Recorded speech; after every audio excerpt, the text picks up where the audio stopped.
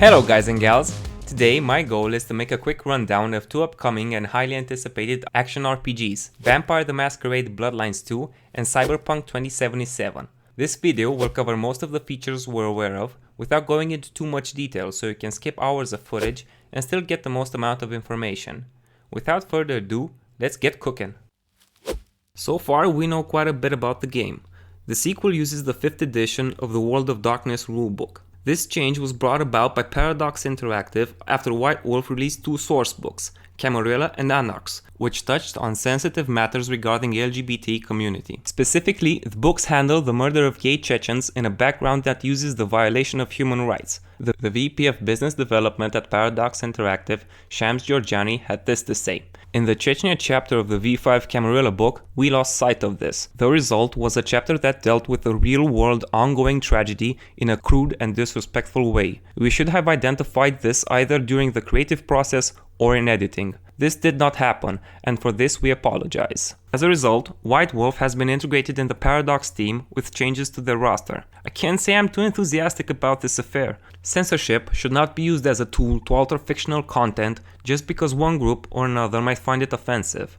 It seems to me that the corporate interest is to please everyone without regard for the freedom of speech and the creativity of developers. But I've ranted enough about the suits and their dark ways. I mentioned the game uses the 5th edition of Vampire the Masquerade. Without going in a lot of details, I feel like I need to mention some changes that are relevant to the setting. The Society of Leopold, vampire hunters by trade, have formed a new unit, First Light, dedicated to the extermination of the kindred, that's their word for vampire, population, effectively starting a second Inquisition. Its first attack was against the Nosferatu, and the result was the dismantlement of the Shreknet network. In turn, the Camarilla adopted a technophobic policy to ensure the secrecy of the Vampire Society. The onslaught of the Second Inquisition focused on the Tremere clan next. Their Vienna chantry was destroyed, and the bloodline was split in four, each with their own allegiance.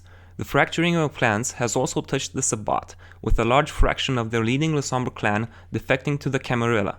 And I have to say, I'm excited about the possibility of a Le Sombre clan NPC in the game to come. As a whole, the World of Darkness lies in tatters. Gehenna, the vampire apocalypse, looms ever closer, and the setting of Seattle will not be spared. Factions are, as you may already have assumed, making a comeback.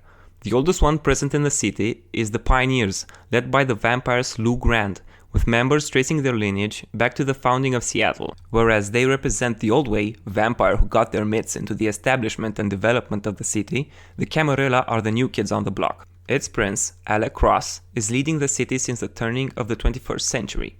Another faction is the Newcomers, a sect comprised of mostly unorthodox Tremere vampires who have been recently invited to Seattle by the Camarilla and are currently allied with them. While the Nosferatu have taken a huge blow, they're not out of the game just yet. Apparently, they formed their own coven, the Unseen. Based in the ruins that remain of the old Seattle fire, they continue their existence under the cover of secrecy. Last, but not least, we have the Baron, who represents the criminal element of the lot. Their leader, a kingpin if you will, with plenty of resources and an equal amount of enemies.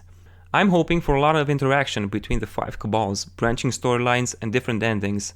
This would also increase the level of replayability of the game by a whole lot. Imagine the freedom you'd have backstabbing, sabotaging, and playing them one against the other. Sounds fun. The announced playable clans are mostly unchanged from the first Bloodlines. The Gangrel and Nosferatu won't be making an appearance this time around, but the Thin Bloods will, and lore-wise I can't be excited enough for this introduction. At the start of the game, you'll be making use of 3 default abilities. Chiropteran measures your affinity and use of bats, both in combat when you get to use swarms of the flying mammals to shred your opponents to bits, but also as a movement tool to get yourself to otherwise inaccessible areas. Mentalism is another word for telekinesis in this regard. Investing in this ability will unlock strong AoE crowd control and damage, but will also allow you to manipulate distant objects, disarming enemies and moving obstacles. Nebulation is the morphing of the Thin Blood in a cloud of mist, improving your stealth skills or letting you travel through tight spaces. In a fight, you can use Nebulation to summon a stationary swirling fog to deal with your opponents. As you progress through the game, you can choose another clan, similarly to a prestige class. The mechanics haven't been yet revealed, but what I'm hoping for is a trade-off discipline-wise, where you could keep some of your previous abilities and pick other ones, further increasing the level of replayability. But at this point, this is just wishful thinking. Resonances are a new feature in Bloodlines 2. They work sort of like a personal aura specific to a certain emotion, and feeding on such a person will grant you a resonance-specific temporary buff. Feeding consistently on only one type of resonance will grant you a permanent bonus called a merit.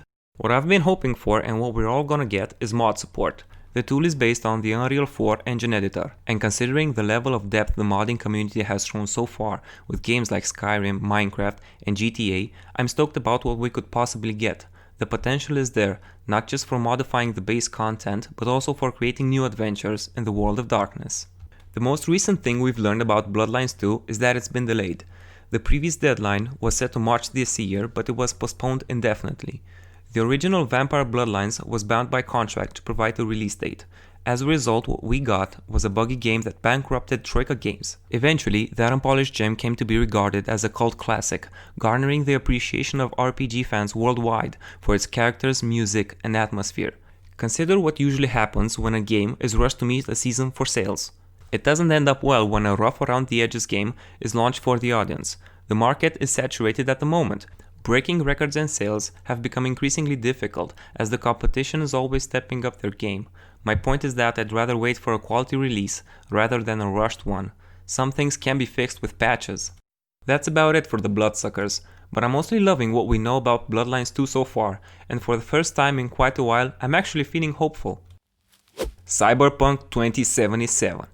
Everyone's heard of it and everyone's talking about it. Most of us are waiting for its release like the second coming of Jesus.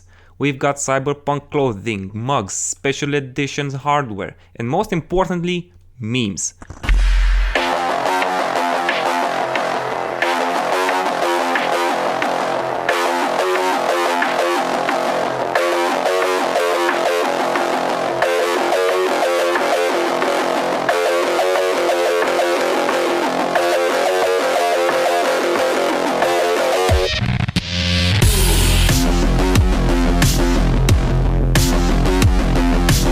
Launching for the PS4, Xbox One, Microsoft Windows and Stadia, the game was first announced way back in May 2012, and since then, the resources committed to the development have been steadily increasing from a team of approximately 50 members to what now could be called a small army of almost 500 people.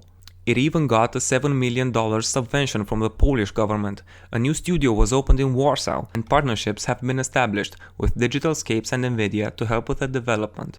Coupled with a delay to late 2020 associated with the last 10-yard crunch puts in perspective the sheer scope of the project. As you would expect of a production on this scale, things can get rocky. Some things were dropped, others were altered.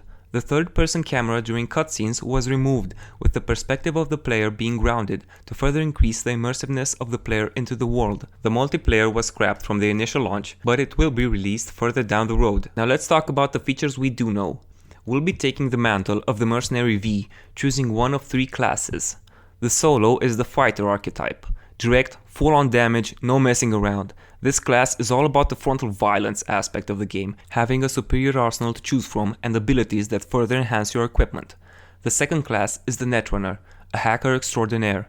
In Night City, everything is connected through the internet, and the Netrunner has access to all of it, manipulating the environment to his benefit.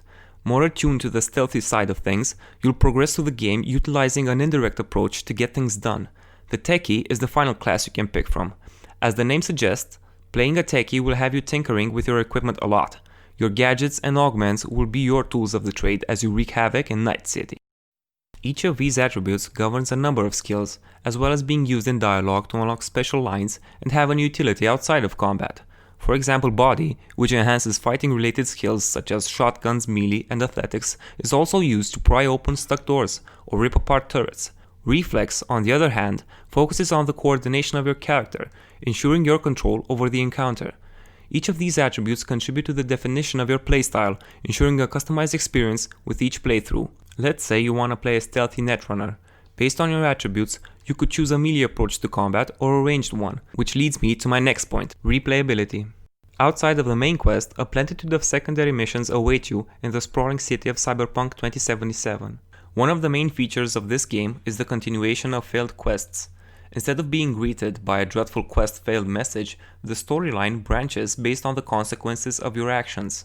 What this is supposed to do in practice is to give you an opportunity to see what happens beyond your initial results. Failure is not necessarily an undesirable outcome, more like a chance to explore the sinuous path of your choices.